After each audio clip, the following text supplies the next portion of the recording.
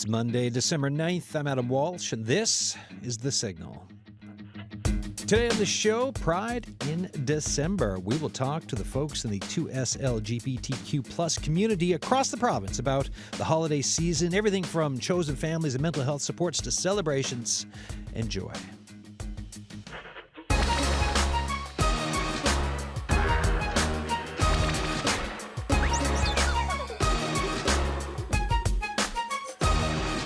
All right. Welcome to the show, folks. We've got Eddie St. Kerr here. Before we jump into everyone else, Eddie, how did we get here today?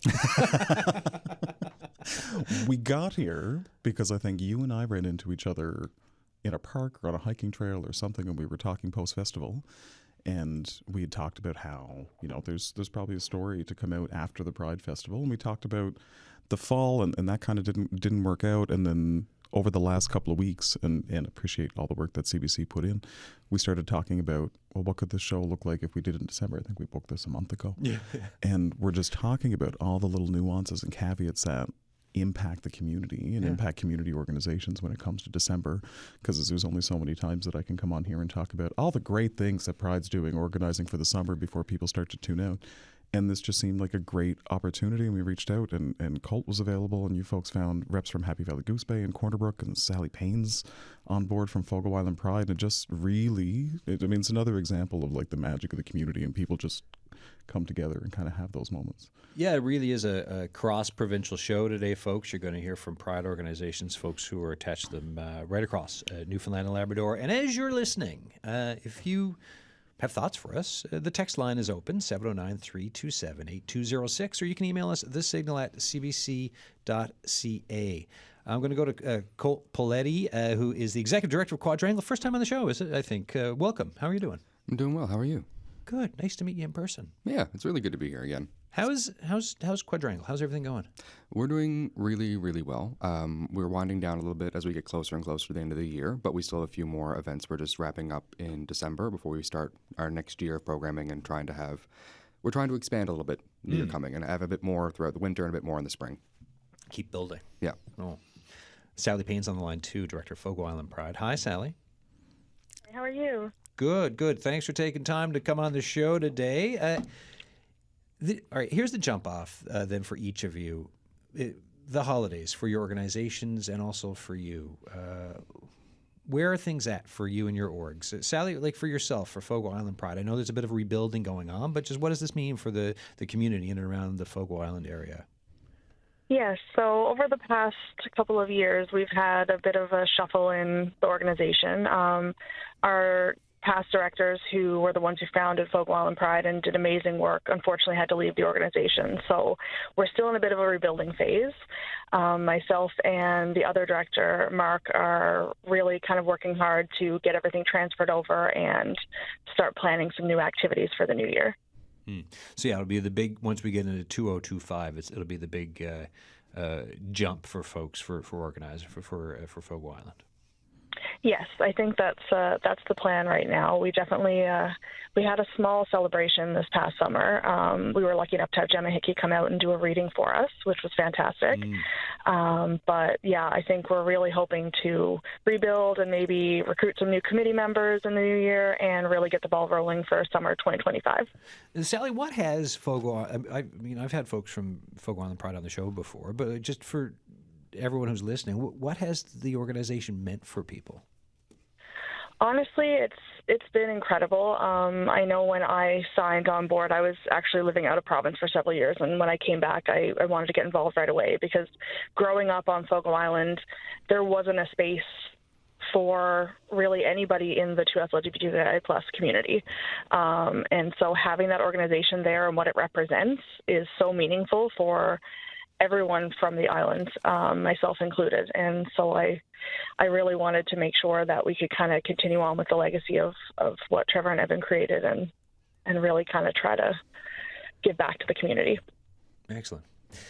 Eddie, I'll go to you for St. John's Pride. Like you said, we're talking about, I mean, there's Pride in summertime, but here we are around the holidays. How's everything from the folks attached to St. John's Pride? It's been going really well. I mean, this year Pride, what Fogo Island Pride's going through now, St. John's Pride went through a few years ago. Yeah. And we're really fortunate now. We have a pretty strong board and a pretty good contingent of volunteers that we've built over the last couple of years. So, but what we try and do at this point of the year, because we know that there's a bunch of different community organizations that are really hoping that people donate and they're doing direct work in the community, is that we kind of take a focus to just create spaces where people can gather. And we did that this weekend. We had a pub crawl that went to a different set of microbreweries through a Beers for Queers program. Is this the Ugly Sweater Brewery It was crawl? Okay, the Ugly Sweater Brewery crawl. And we had a great time. And then what we do is we try and take our opportunities to help those community organizations that are trying to do that giving fundraising. So I think we raised over $1,000 for the AIDS Committee of Newfoundland and Labrador, was the charity this year for Beers for Queers. And then we try and keep an eye on what different groups are doing in the community, like Quadrangle's doing some things over the holidays. And then we basically we're in a good position right now. So last year I think we took $500. This year we're doing $1,000, and we basically just go and buy a bunch of gift cards, and then we go to community organizations that are doing direct outreach, and we just hand that over to them and say, you folks know who's in our community that could avail of this. Just give these out. Don't need a report. Don't need anybody to apply. Identify the people and give it out. And that's kind of where we focus this year, so we're not taking away from other giving campaigns. Yeah, it's. I mean, we did a Giving Tuesday show, and it's one of those things, like every year as you approach this time of year, you have that understanding. But then when I do a show like that, and I start speaking to folks, I'm like, oh, okay, it really deepens the understanding of just how many organizations are looking to fundraise and looking to support their communities and other folks' community. Like there's a lot of effort around helping people this time of year. Yeah, and I think it's part of the history of our organization, or not our organization, but of the whole, how the community started to organize about 50 years ago after the Stonewall Uprising. And it's a focus that we always hear in stories. It's kind of something that we're always encouraged of by elders, that at the end of the day, the community needs to look after itself and needs to look after young people that are coming up and older people that are aging up, because there were people who came before us that made sure that they did that community involvement. So what do you think about the evolution that Pride starting in protest, and which is still a big part of it, but then the I don't want to say expansion, because I mean I'm sure it was always there in a way, but just there are a lot more layers, I guess, that folks can talk about now with different organizations, especially locally in Newfoundland and Labrador. So when you hear from, like with Sally on the line, with Colt here, when you hear from all these different organizations and you hear about all that they're doing, what's that like to kind of look back at just 50 years ago up to now and where things are? I mean, it's pretty neat. Like, I was listening to Tom Power this morning, and he was interviewing Alan Cummings, who's starring in a new movie that tells the story of somebody who left New Brunswick, went to Toronto, and was arrested for being homosexual and put in jail in Toronto. And it's the story about how his brother got a call and said, you have to come pick him up or we're throwing him in jail. And I was listening to Cummings talk about taking on this role and comparing it to his own upbringing in Scotland.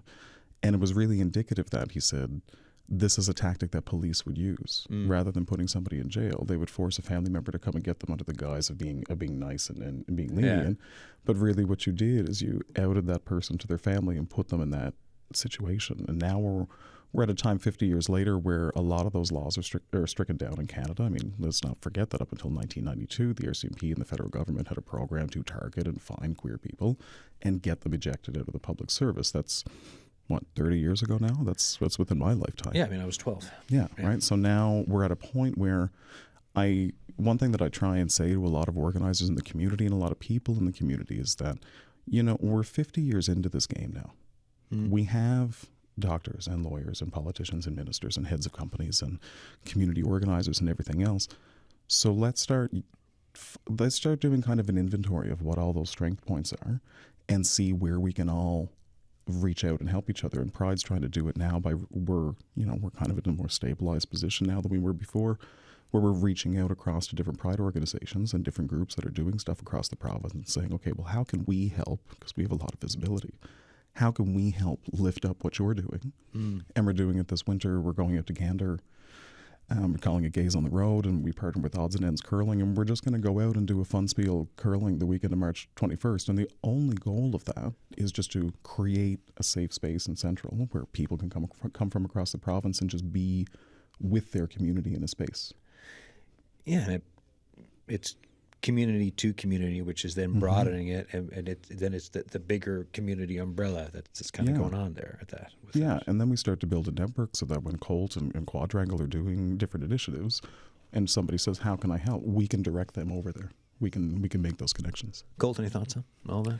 No, just to echo a lot what Eddie said, a lot of the community has been really built up because of the community itself. There hasn't really ever been much of an external factor or something that's kind of there to lend a hand and to build you up. It's generally been the folks that you've known, the folks you've always known are the ones who are around you and helping you when you need it the most. We're very grateful to the Pride boards across the province. We've been trying to connect better across the province in general, just as Quadrangle has become more financially stable and we've gotten our first bit of core funding. So our goal right now is we have a nice strong base in St. John's. People are aware of where we are a little bit more now than they ever used to be. We've extended our space a little bit bigger. And now what we're trying to do, thanks to some better funding agreements we've been able to collect over the past few months and year, is start doing more outreach, kind of like what Eddie mentioned. We're just sending our staff out to the West Coast and to Labrador and to the northern shore of Newfoundland, not really to run any specific program, but just to create a space to remind people that we're around. We can still connect with you even though we're not there all the time, and we can still try to be that link to a community you might be missing.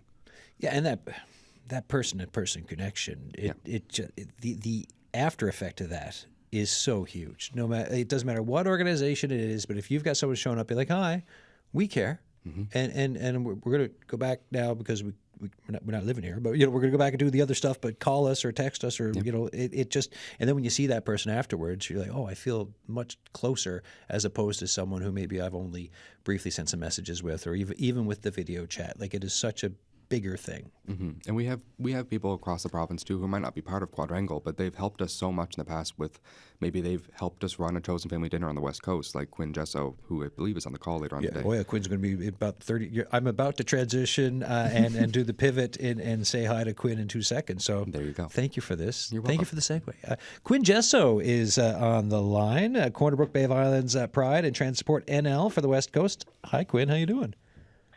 Good day, folks. How goes? Good. So last I spoke with you, you had not yet been part of Transport Newfoundland. Tell us, your program facilitator, tell us a little bit about it.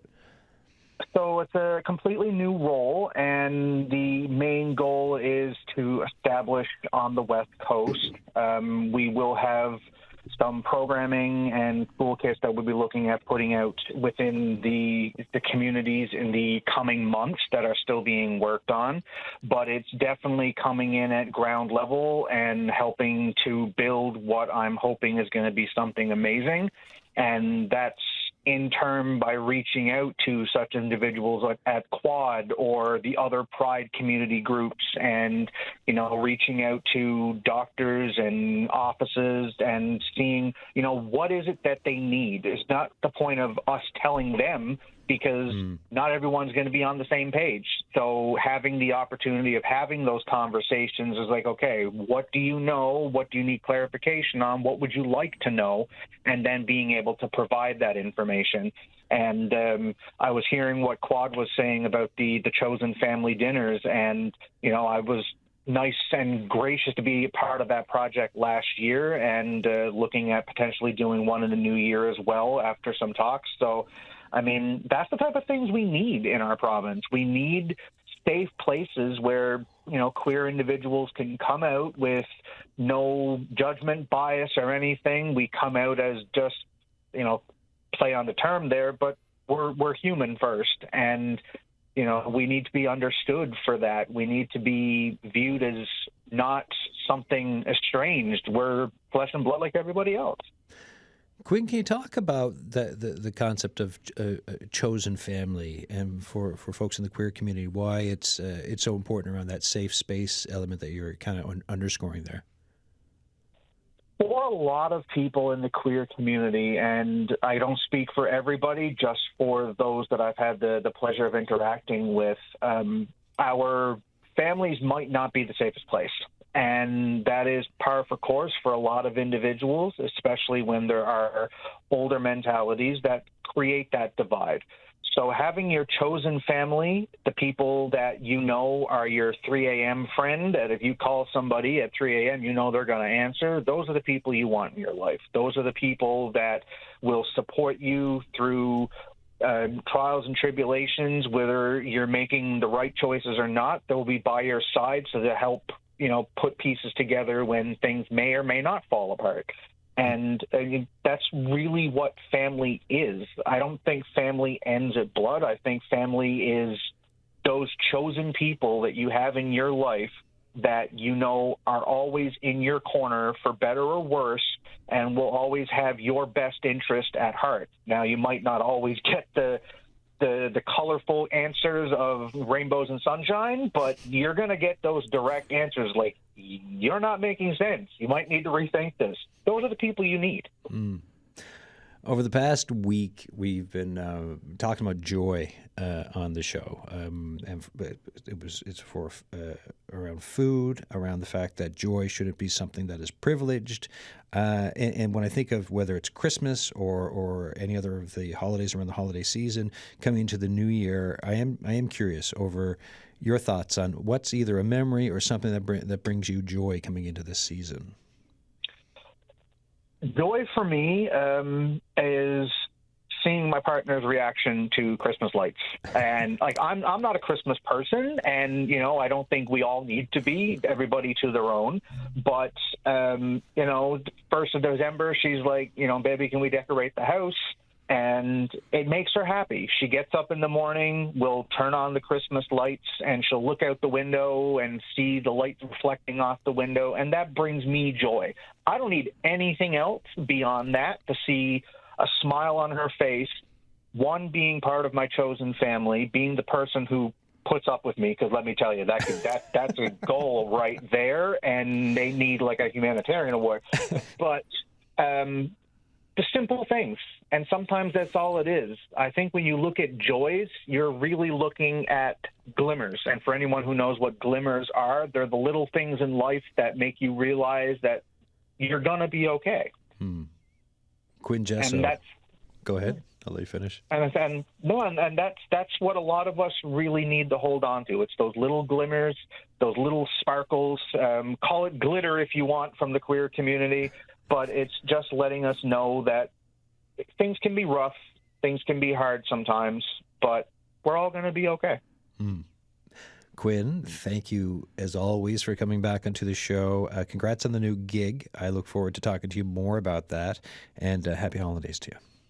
You as well, my friend. You take care. Cheers. Quinn Jesso there, Quinnebrook and Bay of Islands Pride and Trans Support NL for the West Coast of the island. I want to go back to Sally Payne, who's Director of Folk Island Pride, who's on the line. Sally, just any thoughts from the conversation so far? Because I know you've got to move on towards the end of this half hour here. So before I let you go, any other thoughts from what you've heard here?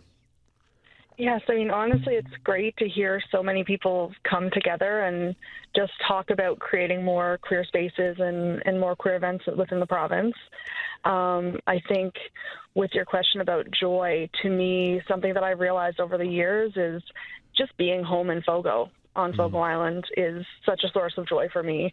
And I didn't always, I maybe took that for granted growing up there, but going back and spending time with my family and just being with them and enjoying the holidays and that sort of thing, I think that would really be kind of the major source of joy for me at this point in my life, especially after having lived away for a few years.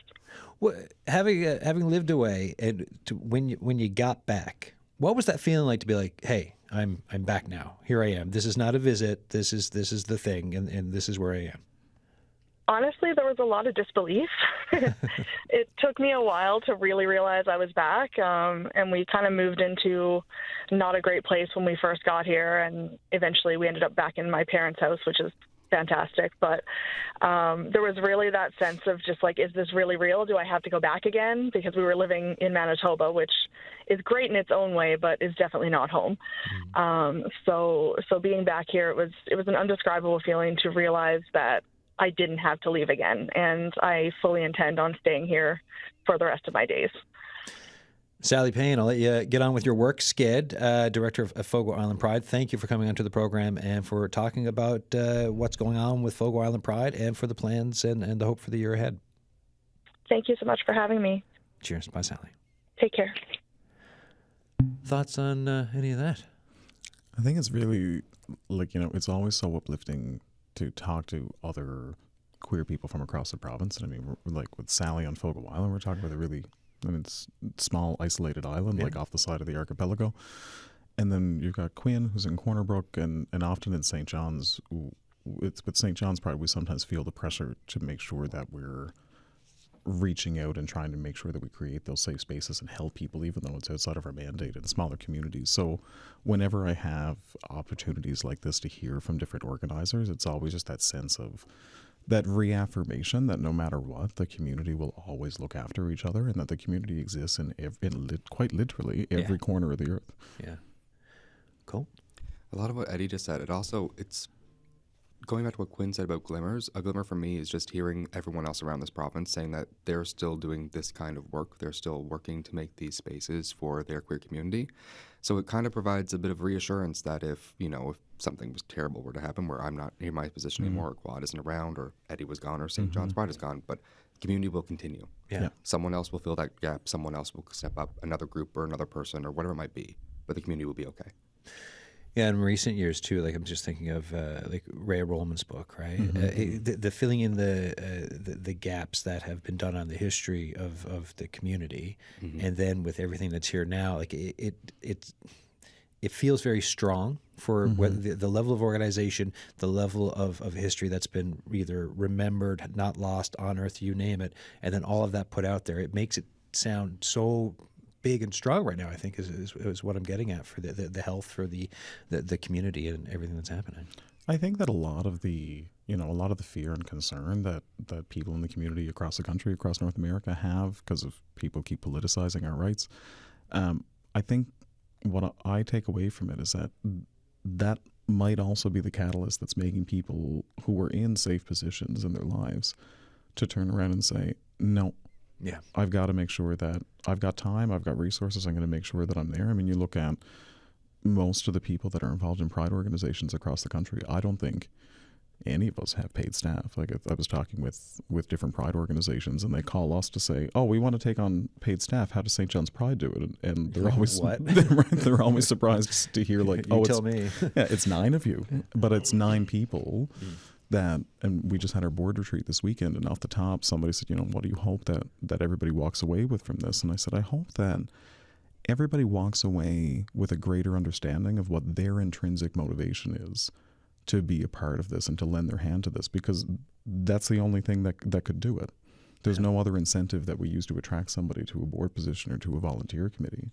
It's purely just that the community members want to do something.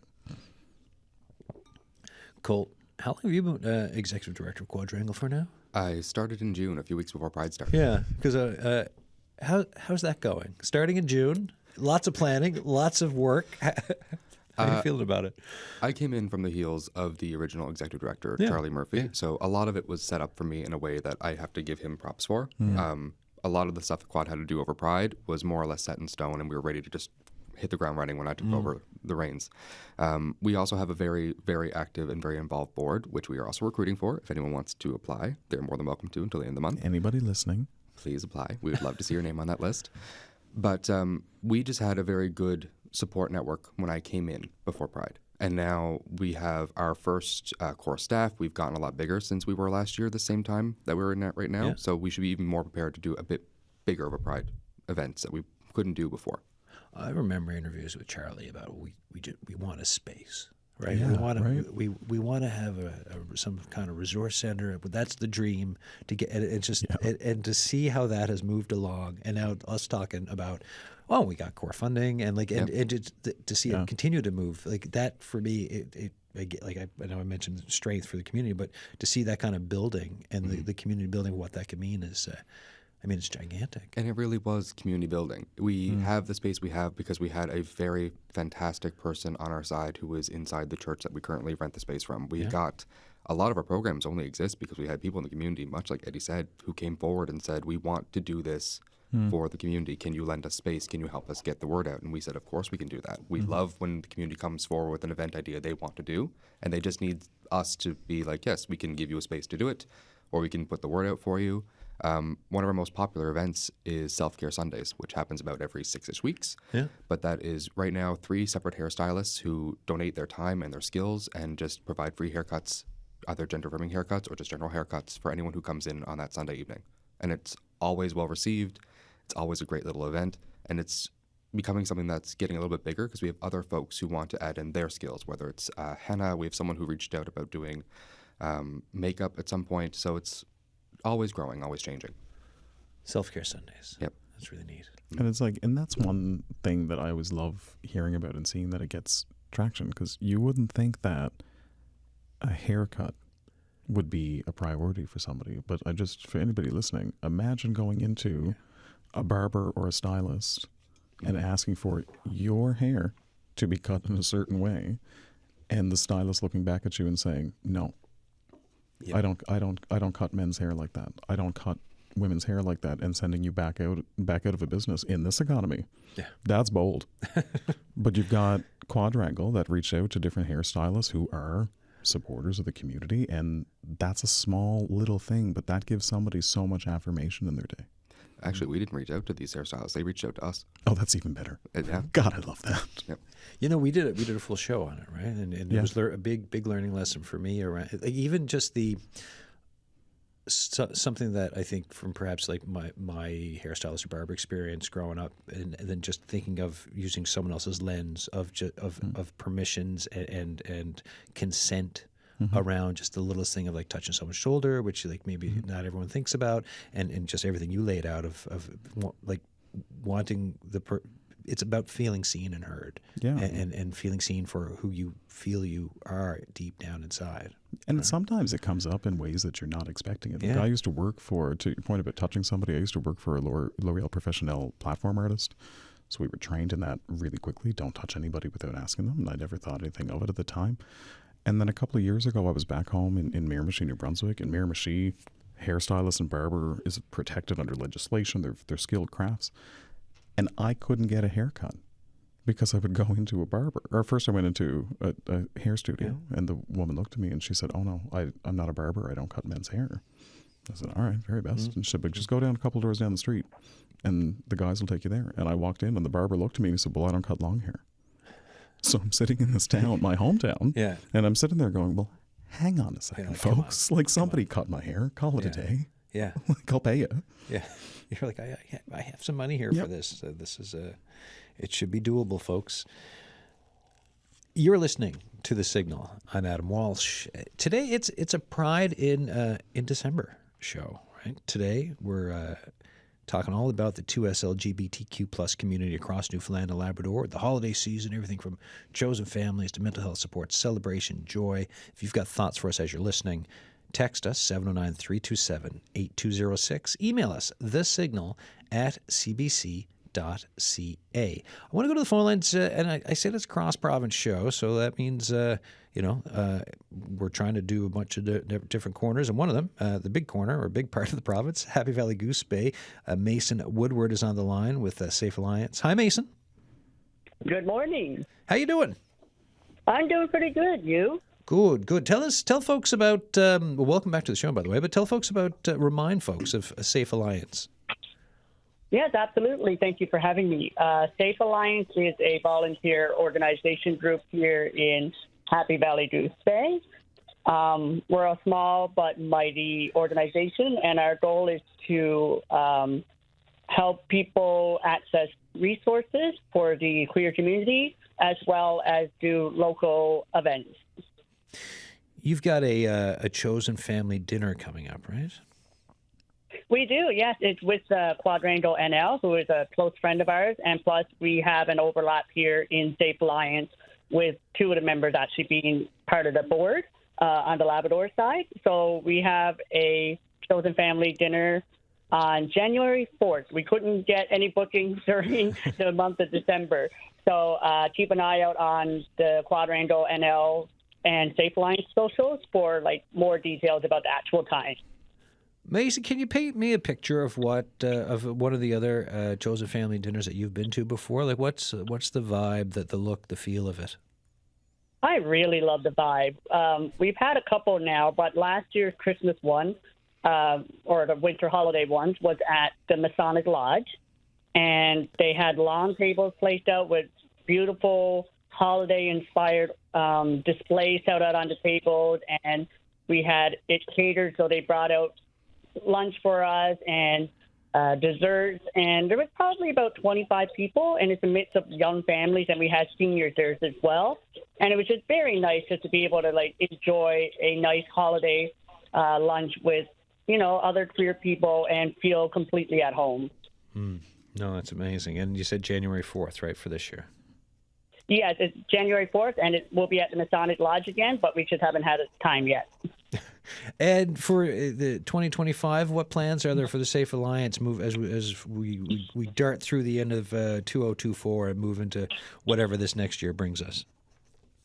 Well, for the Safe Alliance, we pretty much will keep on trucking and doing what we do. So we are active on mostly Facebook and email. So people contact us throughout the year for information. Sometimes businesses reach out to us asking for a little bit of advice on, being more inclusive. Just last week there, we got a nice little gift from the Labrador North Chamber of Commerce. They gave us a donation for their Christmas cheer campaign, which we really appreciated. That helps us fund our events, which is mostly the Pride Week in July, because we are still only a small group. But we do try to hopefully have more events throughout the year when we have the manpower to do it and the funds. As stuff moves along. Mason, before I let you go, I've been asking folks about joy this time of year. Is there anything that stands out for yourself in your life that brings you joy? Yes, I actually have two things. One is every weekend on Sunday evening, me and my parents go for a nice drive around town and look at all the Christmas lights. We did that yesterday, and I absolutely love it. And then two, I have two young nephews, so it's really interesting now getting to experience Christmas through their eyes. They're still a little bit too young to enjoy it, and one of them is a bit of a Grinch about everything, but I'm really enjoying the experience and just watching them grow up and experience everything for the first time. Amazing. Mason, thanks so much for coming back into the program. Yeah, thank you for having me. All right, cheers. Mason Woodward there, Safe Alliance, Happy Valley Goose Bay. I'm Adam Walsh, and this is The Signal. We've got Colin Paletti here, with executive director with Quadrangle, and Eddie St. Kerr, St. John's Pride, here in studio. How you doing? Good. I'm okay. You're chilling? Yeah. Well, I was thinking about that comment, this question around joy, and one thing that I didn't mention earlier is just like, we don't appreciate the sense of calm that comes over a queer person when they're in a space that is created for queer people. And I first experienced this. My partner and I went to a campground on Lake Erie, and as soon as I got out of the car, I don't know what it was, but it was almost like your final defense comes down. Because we go into spaces, and when we're talking about going home for the holidays and running into different communities, especially with all this politicization. Wow, those were too many syllables for me. I'm not even going to try it, to be honest. So we never know how safe we are in any given space. Yeah. And when you do create that space, like we had that bus crawl this weekend at the Chosen Family Dinners, when you walk into that, you do feel your last defense come down. And you often forget that you're holding it up. You don't realize that it's just part of your innate going and navigating your world, that when you do go into spaces, there is something in the back of your head that's always there, where you're constantly trying to get a temperature read. Yeah. You don't know what's going to be a flashpoint. You don't know what's comments on a particular argument or a particular viewpoint is going to create a lot of animosity and a lot of fighting. And I mean, I've been in a number of situations where I didn't expect it. And then because we're the people that we are, and we do a lot of advocacy work, we pour a lot of effort into trying to rectify the situation that we're in. And then you realize once you get out of it, you're exhausted. Yeah. And that's just part of navigating the world, is you're constantly in and out of these environments where you're trying to make the space safe for yourself by whatever that might be. So to go to a chosen family dinner or go to something like Beers for Queers that we have monthly, or the festivals or anything like that, I feel it. I assume other people feel it. As soon as you're in that space, you have this final weight that comes off of you, and it's all about safety. And then you think about Mason's description there, right? About the folks getting together at the upcoming one for January 4th for Happy Valley Goose Bay. Young families, children, seniors. Mm-hmm. Yeah. That spans everyone. It does. Obviously, but that spans everyone. And then to put that on top of the safe space bit, and to know each of those folks coming in there, you can finally feel like, oh, wait, this is actually a space for me. Yeah, and I mean, being a minority is one thing. Being a minority in a very remote, minority-populated area in the country, that's got to be a whole other feeling. Colt, what do you think? I mean, just to echo what Eddie just said, when also what Mason was talking about, you really do see folks when they come into the Chosen Family Dinner, or even sometimes just into Quad's general space, you can kind of see that first, and then you can kind of see their shoulders drop a little bit. They have a bit of a lighter air about them. They'll settle in. They might just spend some time playing a few games. They're gone again. But for some people, that 15 minutes they're just in our space, it's like 15 minutes where they can just fully let all of the guards down, feel like they can be themselves for a few minutes, and maybe that's just what they need before they go back to work, or they go back to school, or they head back home. At Chosen Family Dinners, we really do value those events probably a lot more than some of the other ones we have, because they're so well attended. The one that we're holding tomorrow evening at the farmers market, that one filled up, I believe, within 3 or 4 days, which was probably the fastest it's ever done for us so far. To that end, we have a few other events that are going on, and the same thing happens at those. When we do our clothing event at Neighborhood on Friday, which is from 6 to 8, you can still get tickets there. That's just a free clothing event or gender-affirming gear swap event, so people can come get gender-affirming gear if they want it, or they can just shop Neighborhood's racks for free as a partnership with Quad. Even in those spaces, when people are just around, you can see them laughing and having fun, and they're joking, and they're just being more open about themselves, and you can tell that they're really just enjoying the time they have in that little space that we created until they have to go back to their regular life. What are the residuals like from that? Like, finally you can have your guard down. You know, you can be yourself, but then you leave, and then guards back up. But is there does that safety, that those moments, that little bit of you getting to be yourself, does that last back out? Does that linger with you into the other environments, or with folks, not just you both of you here? It's recharging for a lot of people. Yeah, they feel like they can push a bit further, a bit longer if they need to, or if they also understand that now I have a resting place. If I ever gets too bad, or whatever I'm dealing with in life is a bit too much, they know they have a safe space they can go to again and kind of get back to zero and start up again from there. Yeah. Okay. I was I was almost there, but I hadn't gotten to the recharging thought. So thank you for that, because it's very helpful for me for thinking about it. Eddie, when you came in, we talked about social conflicts around this time of year and straight milestones. Oh yeah. I have to give my friend Adam Coombs credit for this, because this is how he always used to put it to me. He said, the straights have these milestones. Like they go to high school, you get a diploma, you go to university, you get a degree, you go out, you get married, you get a kid, and then once you collect enough of these poker chips, then you can trade them in for a mortgage. Yes. And my partner and I, and just friends of ours, we always talk about how for the queer community, a lot of the norms that are laid out or that are expected in the steps that somebody might not take, they're different for us. And that comes to what the holidays mean for us, what it means creating those spaces for us, and whether you have children, whether you don't have children, and a lot of what those conventions are centered around. And even like there's the one that always stands out to me that I mention to people and they never consider it, is like retirement planning is different for us. If you don't have kids, well, when you're creating your will and those kinds of things, you just got to stop and go, okay, well, if there's anything left, where does it go? And then even when you're talking with financial planners, you have to put that forward to say, these are my intentions at the end of it. And they've got to shift what their normal pitch would be to get you set up for whatever your retirement plans might be. And you run into that in so many instances. Like our car dealership, for some reason, in 2024, can't figure out how to list 2 people on an account. What? No, it's the weirdest thing. Oh, that happens to us too. Yeah, and you just get somebody calls, my phone rings looking for my partner, or back and forth, and then one time it came to a head when I was talking to a sales rep, and they finally said, "Well, who drives the car?" And I said, "Excuse me." Yeah. But it was that old mentality of, well, the man drives the car. That was his car. It was like, oh, well, I got two men. What do I do with this? Well, who drives it? And I had to go to a woman who was working at Honda and hand them over the phone transcript and go, "Can you just read this?" And it took a woman reading it and going, "Oh, we can't say that." And it's like, oh, okay, cool, we got it. Yeah.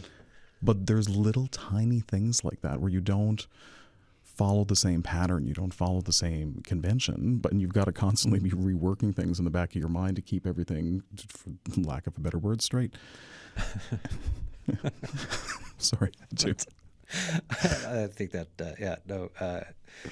that landed well for putting the point across. Colt, as you're taking it all in, any thoughts on that end bit there, or anything before it? I mean, it just kind of goes back to, like, we run a lot of programming for things that I don't think even other charities think they have to run programming for. So the Self-Care Sundays, we run haircuts because, as we mentioned earlier, sometimes you just can't get a haircut at your regular place that you've gone to when you were growing up, and now you are coming into who you have always been, and that person can't be easily served in one place. We get a lot of requests to do, how do I set up a budget? How do I figure out my taxes? What do I do for things that a lot of folks are kind of taught by their parents or taught by their blood families or blood relatives? If you don't have a strong connection with those people, or you're always in fight or flight mode, or always trying to keep yourself safe, you're not picking up on those lessons. No. So there's this really big gap for a lot of our people who are in community who are, just turning 18, 19, 20, and not all of them, but for a few of them, the gap is, oh, you need to learn how to apply for a job. We need to get you a resume. We need to teach you how to do a resume. You need to learn how, basic banking can go. And it kind of goes back to what you said. If you're growing up and you're a straight person, you don't have that friction immediately with your parents. You might have it for other reasons. Yeah. But generally, your parents are going to teach you, like, this is your bank account. This is where you go to your bank. This is how you get a job. I know this person here. We're going to talk to him. You're going to go work at the fish plant if you want to. That kind of thing will happen to you more naturally. It doesn't happen as easily for folks in our community. Yeah, and then that because of whether it's Quadrangle or Pride, but you know that folks within the community who are becoming adults, a certain section are going to need all of this help, right, each and every time. Not everyone, but a certain section, because of just the reality of the last 50 years. Well, also for the seniors in our community, for a lot of seniors, especially who live more rurally, if you hit a certain age or a certain mobility need, or you can't stay at home anymore, most seniors would probably either go to a long-term facility, or they might start living with your younger relatives. Yeah. If you're a queer person, you might not have kids. Yeah. So what your retirement planning is that he was saying has to be a lot different, because you do need to have that kind of care. Yeah. If you don't have a partner, you don't have anyone else who can take care of you. But if you don't have children, it's kind of just you at a certain point, or your community. Yeah, you can't roll. You don't even have the option of rolling your dice on your kids. You just well, we know that they don't exist in certain cases, right? So then it's a what next? How do we plan for it? Where do we go with it? And where can we find support? Yeah, right. And on that flip side too, I know we talked about living as an adult and retirement planning and all that. There's also a reality for a lot of people in the community where, and I think this goes to what Colt was referring to, is your development has shifted. Yeah. Yep. So when you're a teenager and you're going through and you're doing the typical things that teenagers would do, and you're meeting somebody and the things we all know. But if you're a queer person in a straight environment, or there's not safety for you to be yourself, or you don't have that representation that you can turn to be yourself, well, that part of your childhood development, that part of your adolescence, gets delayed sometimes until you're in your 20s, sometimes until you're in your 30s. We have people every year that come to us at the Pride Parade, people who are well established in their careers and everything else. Yep. And they'll come to us and say, this was the first time that I was ever in a Pride Parade, because I never allowed myself to explore that side of my life. And they're very emotional. We always have people who are trained to kind of support people through that at these kinds of events, because that's just an inherent part of this. And I will say, I will acknowledge, obviously there are families who adopt and everything else, because just in case, totally. because there will be emails coming in. But just to, queer people have kids too. Queer people just have kids underscoring too. it, because it's like, oh wait, I will get an email. So No, just totally. this, we were just exploring that one side of it. When that happens at Pride, and you how do you get trained up to help someone with that? So we have a lot. I mean, I think we have a lot of empathetic people just Yeah, by of nature, course, yeah. that because people have that same, they share that experience. But we also sharing lived experience peer to peer is huge. Of course. huge. That's where we take most of our steps whenever we're going forward. But we also make sure that we have individuals who have proper certification and training in mental health first aid. And we try and make sure that they're always there at our events. We'll often turn a quadrangle to see if there's people that they have on staff who also have this training to be at our events. And more often than not, we see that used. We see somebody who's in the moment, and we can see them availing of those services because you inherently, that going back to you're carrying that defense all the time going into spaces, but you're also often carrying a lot of that trauma. Yeah. When you're adolescent, life was different than your peers. When navigating the world around you is a little bit more difficult, that is going to have an impact on you. And you really just start to carry that and carry that and carry that. So you hit these watershed moments, like marching in your first Pride Parade or going to your first queer dance, whether at the Station Lounge or wherever it was. And you have that watershed moment. So, and often you've got somebody around who sees it happening and goes, oh, okay, I'm going to go over because I've got a connection to that person. And you're coming with your own lived experience to tell that story. Mm-hmm. And you kind of get that affirmation from the people around you. Given this time of year, right, and what the holidays can mean and not mean, is there extra check-ins that happen this time of year with folks? Like if you're with Pride or Quadrangle, like is there something of just like, hey, is there anything extra just to be for being aware of what folks might be going through and how it can be tough? And I guess this does go down to like chosen family dinners and that type of a thing too, which would be a part to help people with it. Mm-hmm.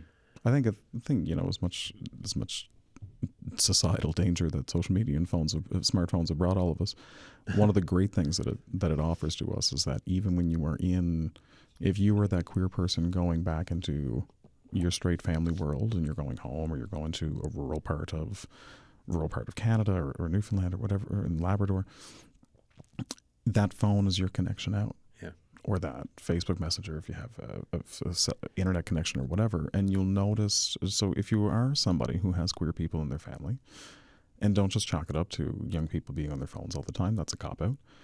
But take a scan of the room and see if the queer people in your family are engaging. Mm-hmm. If they're there present with you in the moment, or if you notice that they are constantly looking for that escape out and trying to connect outside of the place that they're in, and you'll see it. If you do look for it, you will see it. And I mean, we're all in contact constantly over the holidays because we know I might be in a great situation, but somebody really close to you might not be. And there's also an inventory that kind of happens before people go home for the holidays to be like, okay, how many days are you punching in? When are you back? Do we all get together on the 28th? Like, what do we like to have? I mean, there's almost a community decompression that happens where everybody comes together after the holidays and kind of talks about this came up around the dinner table, or Uncle so-and-so brought this up, or Aunt so-and-so said this, or I've had people turn around and say, oh, I just checked into a hotel. Like I did 2 days and was like, I'm done. I'll see you at dinner, but I'm going to the Quality Inn. We'll talk after. Right. Colt, thoughts? Honestly, that was the nail on the head. Because I saw your reaction. I was like, oh, I need to get back to Colts. Yeah, there really is a period of time, like right before the holidays start, and this is not even as a nonprofit or a charity that's running programming, but your friends will kind of, in informal little groups, there'll be a group chat that appears around December 5th or 6th, and everyone just kind of like, I'm gone from the 22nd to 27th. I'll be in my parents' room these 3 days. If you don't hear from me on day 3, please, this is the address. But and we say it with humor, and that humor is like a constant coping mechanism I think we all have. But for a lot of queer people, it really is, that is their connection plan, that is their lifeline, that is what they're doing to keep themselves both sane and safe.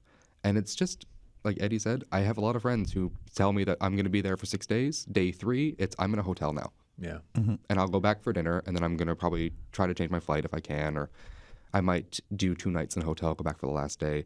But we all take those steps to, one, tell our chosen family or our close friends, like, this is where we're going to be, this is what we're at. Mm-hmm. If you need anything, reach out. And then we all also kind of know when everyone leaves the city to go home for the holidays and when everyone comes back. Yeah. And just like when Eddie said, there kind of is this decompression thing that happens, because that same group chat will light back up on the 28th or 29th. And it's a lot of people just saying, can we meet up? Do you have time for a talk? Do you want to go here for coffee? Do you want to go here for a beer or something? Just a connection point will happen, and the community will kind of take care of itself. When it comes to like us as like Quadrangle and charities, well, we do the Chosen Family Dinner around the holidays for this reason. Yeah. We try to have one as often as we can in different areas as well. So like Quinn mentioned, we're trying to have one on the West Coast. We're going to be having one in Labrador. We have one soon. And we try to have other programming mixed in around before we get to the holiday closures, just to provide that last little connection and to remind folks that, no, you're still here. Your community's still around. It'll still be here when you come back. Eddie, you when we were emailing about the show, you mentioned a couple of songs. Well, the songs that came up while we were decorating our house for the holidays. Tell me about these songs, and we're gonna we'll do like we call them the biz a sound up and then a sound down. But what are the songs? So there's two. One of the great things about the evolution of the community over the last 50 years is now we have Christmas albums. It's been Loads of content. Loads of content. So there's this. My partner and I always throw on this album. It's called. I think it's called Hate. The album's called Christmas Party, and RuPaul had created this a couple of years ago. And there's two songs on it. They both have the same name. One is a reprise, and they're very stark differences in how they're presented. And I was when we were trying to figure out the context for the show, the way these two songs contrast around the same theme. Really, I thought just drove the point home. So the first one is really celebratory, and then there's another one that's a little bit more real and raw, I guess. All right. Well, so this is part of one.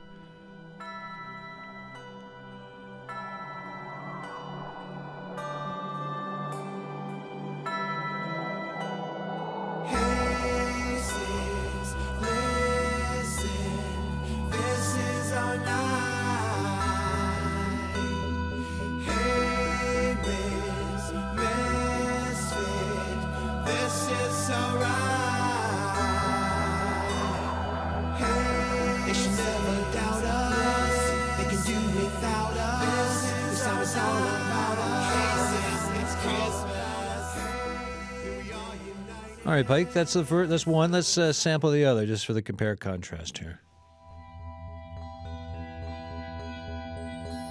Hey sis, it's Christmas. You can cross me off of your wish list. Call Santa Claus and the missus. We gon' have the best Christmas that ever existed. Hey sis, it's Christmas. Come on over, you can't miss this. Don't need gifts, now can I get a witness? We gon' have the best Christmas that ever existed. Boom. I can tell there's a difference. Yeah, and there's just a couple of stanzas later in that first one.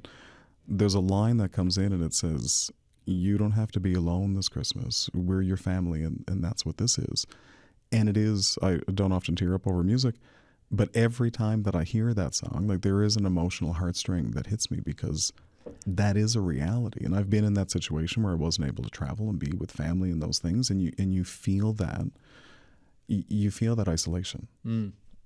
And there's just an affirmation that comes from, no, you have a chosen family around you. And luckily, whenever I've been able to kind of get through to my holiday plans, the community's always reached out. One time I was quadruple booked for Christmas dinner. It was wild. Only less than a minute left. I didn't ask you about joy. I mean, you've talked about joy through the hour, but what's something for yourself and joy? I think that for me, especially around the holidays, when it comes to joy, it's just seeing the community come together and seeing that the community is looking after each other. And it seems like there's a lot. I shouldn't say a lot less. I can't quantify it, but we see less of that isolation, or it feels like we have less of that isolation, or if nothing else, there's more opportunity to address that isolation. And when I see just random strangers coming together in the community and kind of supporting each other, there's an innate joy in seeing that. So Eddie St. Cyr there, St. John's Pride, Colt Paletti, Executive Director Quadrangle. Same question to you about joy. I'll give you two glimmers that always come up around this time of year for me. The first one is more of a work-related one, but one of the biggest glimmers I really love is when we have someone brand new who has never attended an event before and they've come into the first one, but you can tell that event just grabbed them and it clicked. Like we're doing a brand new one in February, a queer Choose Love event, where it's just a Valentine's Day dance for people who never got to experience one when they were younger. And we're really excited for that one. But my other one is just getting to spend an evening at home after all Christmas is done with my husband and my cats and just finally unwinding from all the holidays. Totally. Happy holidays. Happy Happy holidays, Adam. Thanks, CBC. Thanks, CBC. All right, folks, that's it for today's show. Tomorrow, let's get baked. I'm pretty sure that's the right saying. We're doing a holiday baking show, and we've got bakers coming in to talk about holiday treats. I always get those sayings confused. But anyways, the phone lines will be open for tips, and we're going to talk all about baking for the holidays. Catch us tomorrow.